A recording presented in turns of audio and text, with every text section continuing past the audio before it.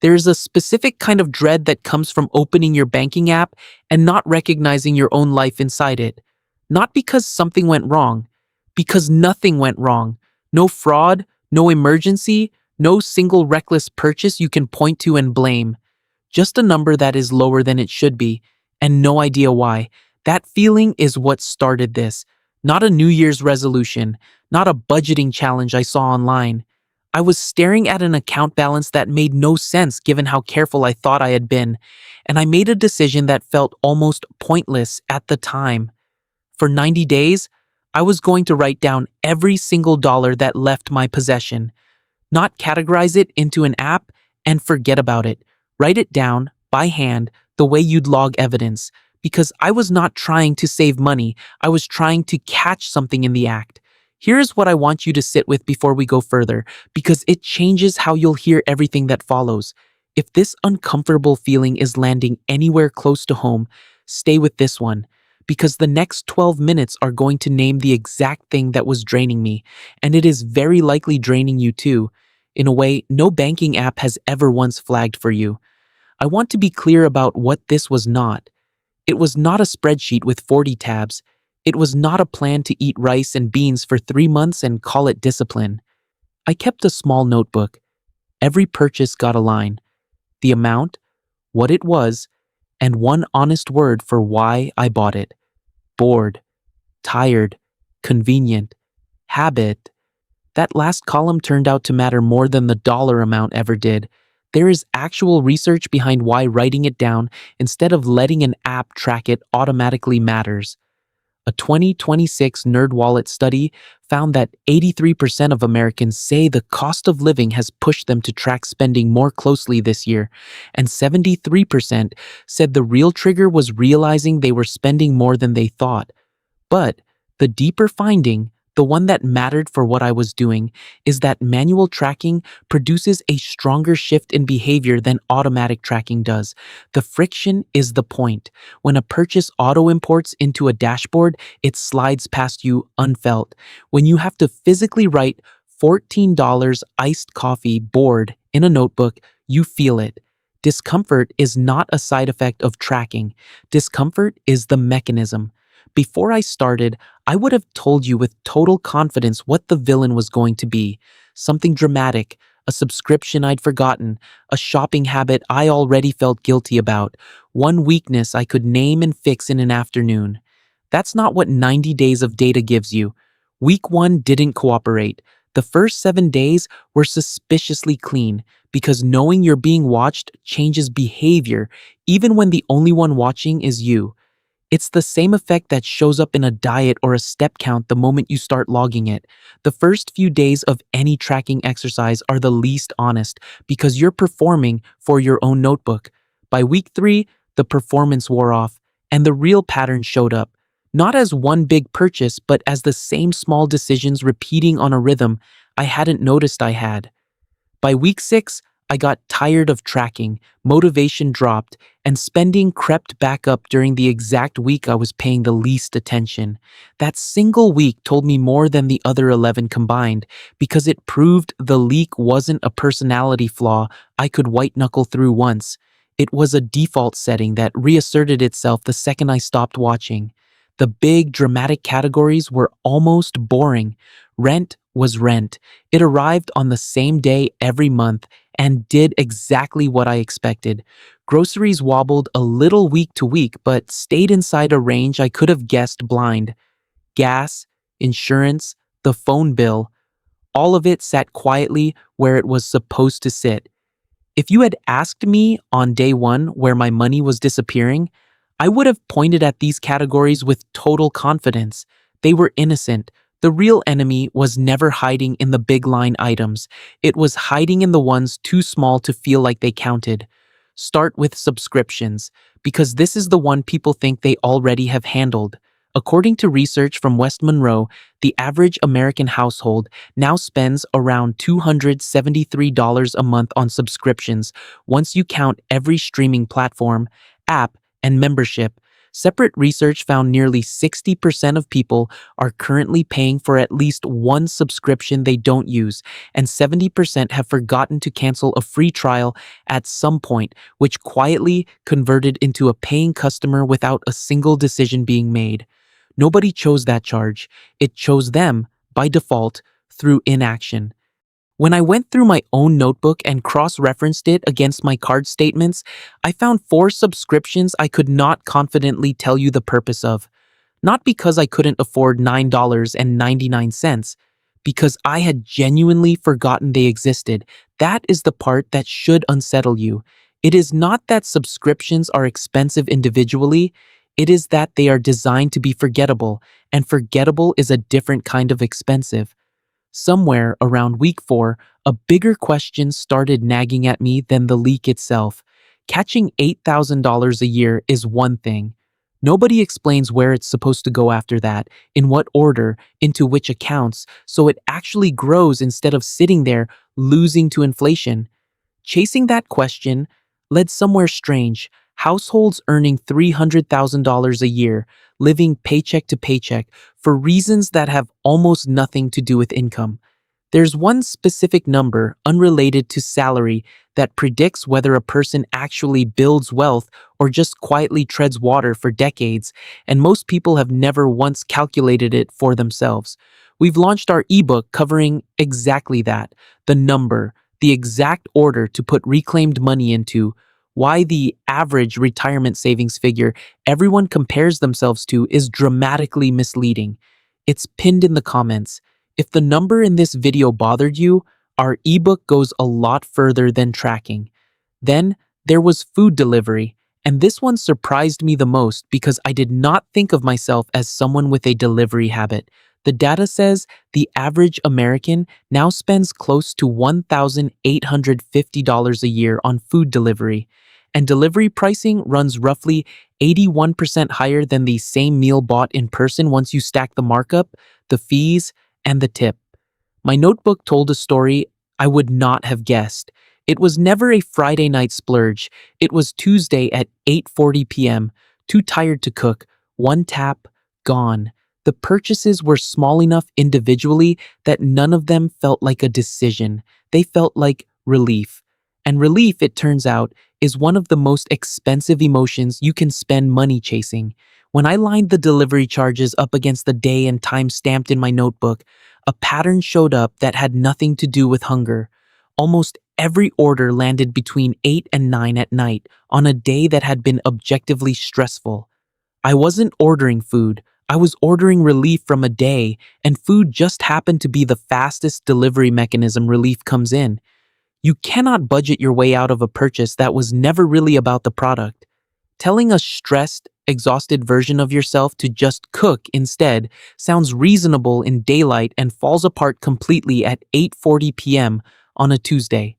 What actually worked wasn't willpower. It was removing the one-tap option before the stressful day arrived, meals already planned, groceries already in the house, so the path of least resistance pointed somewhere other than my card. Quick guess before I show you the next one. Picture the kind of person you'd assume leans on buy now, pay later the most. Got a face in your head? Now forget it, because the data says you're picturing the wrong person entirely. Buy now, pay later is the one that genuinely changed how I think about who's actually in financial trouble in this country. In 2026, roughly 37% of American consumers used a buy now, pay later service within a 90-day window, about 5 points higher than the year before, and around 96 million Americans are using these services.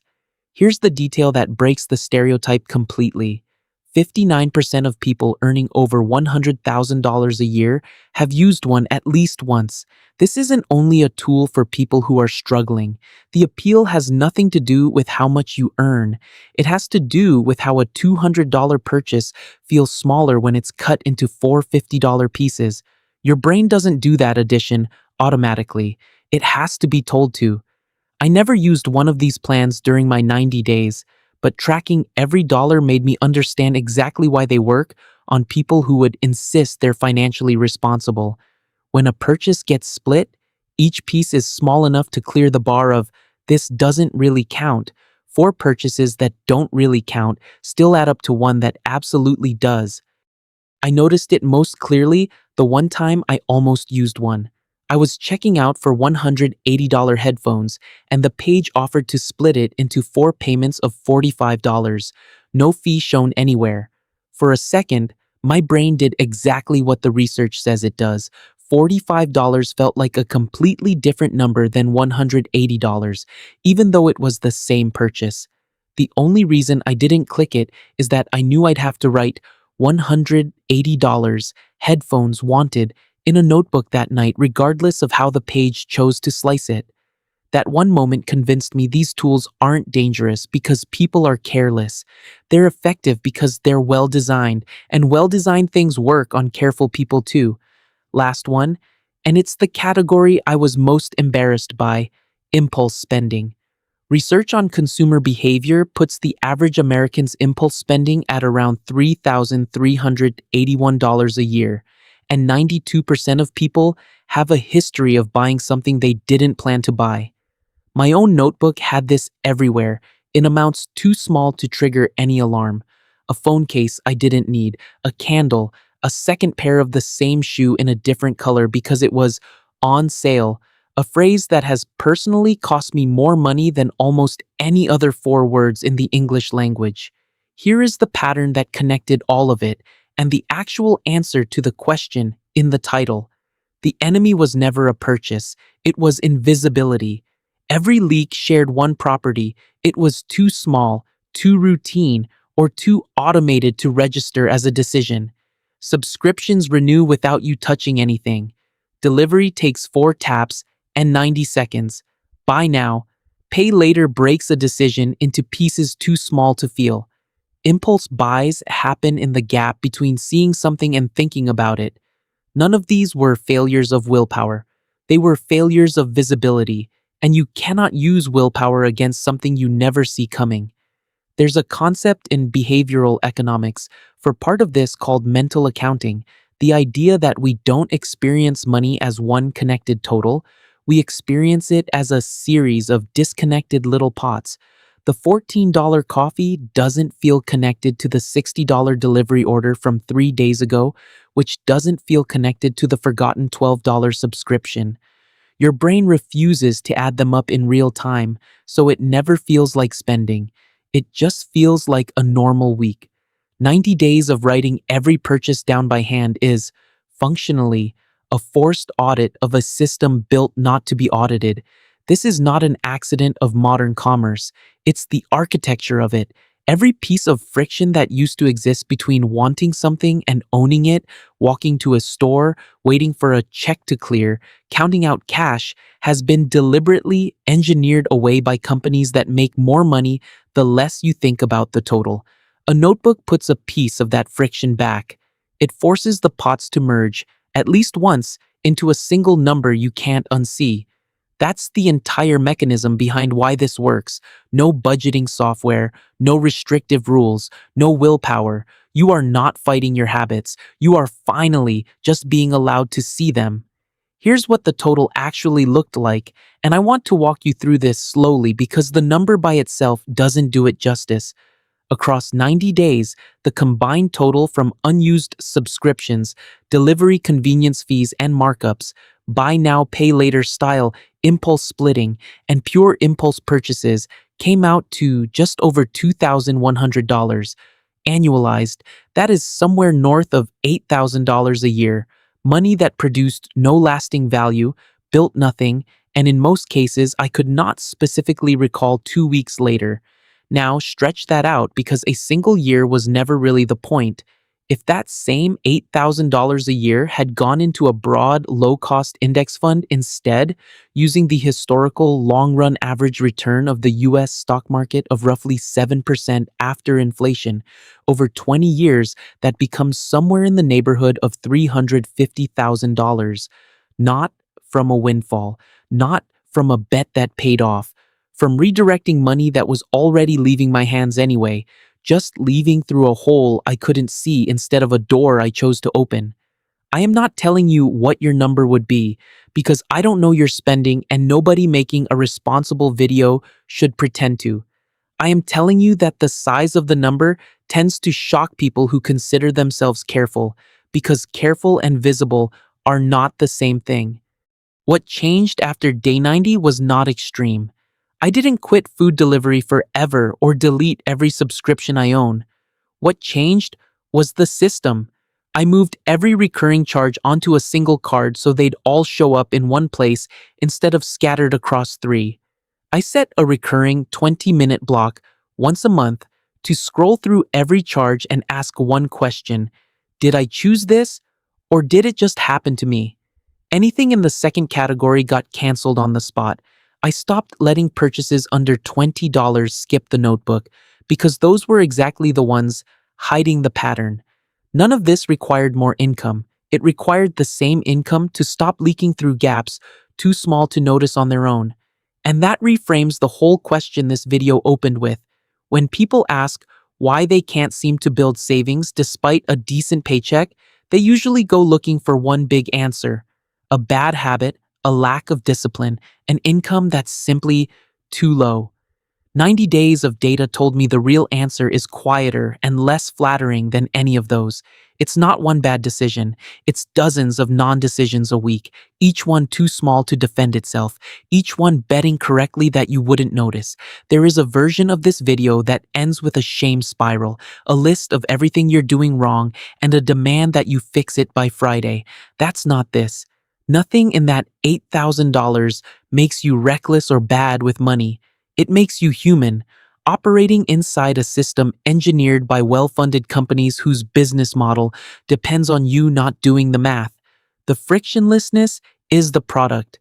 Once you know that, the 90 days stop feeling like an indictment and start feeling like the only fair fight available to you, because the moment you can see the number, the company loses the exact advantage it was counting on.